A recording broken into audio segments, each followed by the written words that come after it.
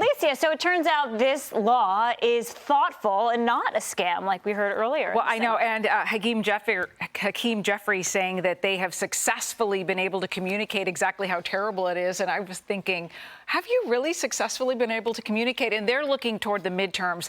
And when it comes to the midterms, I'll say this. We are, July 2025, which is way too early, I think, for us to decide what the impact will be on the midterms. I also believe July 2026 will also be too early to determine the effect on the midterms because politics is very short and also takes forever. So we will have to wait and see. Speaking of politics, coming up soon, Democrats are beginning to line up behind far-left radical Zohran Mamdani, and Mamdani's allies are threatening to primary Democrats who don't get in line, including House Minority Leader Hakeem Jeffries. Jeffries is planning to meet with Mamdani next week, and both he and DNC Chair Ken Martin are already buckling under pressure from their far-left base to welcome Mamdani into their party.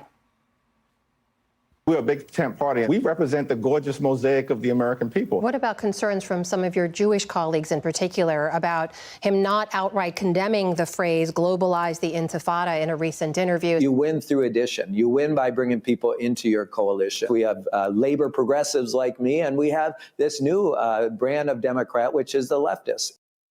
Not all Democrats support letting this far-left anti-Semite into their tent. Mamdani, as you have referenced just moments ago, is a grave threat to Democrats around the country. Everything that I've read on him, I don't really agree with virtually any of it. He's not even a Democrat, honestly. The Democrat Party has a dilemma. Do they risk alienating moderate Democrats like Fetterman if they welcome a man who believes in, well, let's show you, government-run grocery stores, obstructing ICE, taxing white neighborhoods, and pushing Hamas propaganda? Or do they alienate the far-left base of their party by renouncing him? Griff, what do you think? Well, I think that the Democrats have the biggest problem they've had going into the midterms ever, because Mamdani is an avowed socialist and his support base is largely young people in New York City that are like, hey, he's kind of hip, he's on social media, he's out in the streets. But these are people that don't fully understand what actual socialism is, even though he's listing free bus rides, community grocery stores, government run, all that stuff.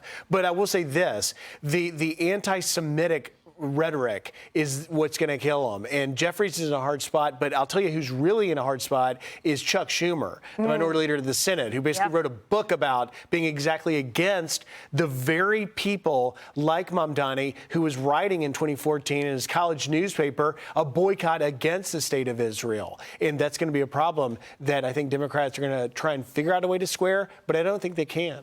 Yeah. So, Dave, is the party split? Or is the party going to start to see Mamdani, this fresh, new, radical thing, as the future of the party?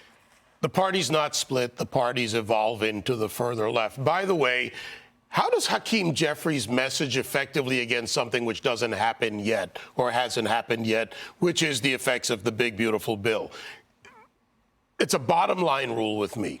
And it's proven time and time again, if you elect a socialist, you get a communist. And when you look at his actual policy platforms, he is a communist. Let's not kid ourselves. The Democrat Party has little or no choice because those that want to go another direction have little or no power, especially with the real power players behind them, Tides Foundations, far-left Democrats, far-left unions like SEIU, the ACLU effect on them, the lawfare and the lawsuits. The fact is the Democrat Party's gone. But remember the rule, elect a socialist, get a communist. Hey, Sean Hannity here. Hey, click here to subscribe to Fox News YouTube page and catch our hottest interviews and most compelling analysis. You will not get it anywhere else.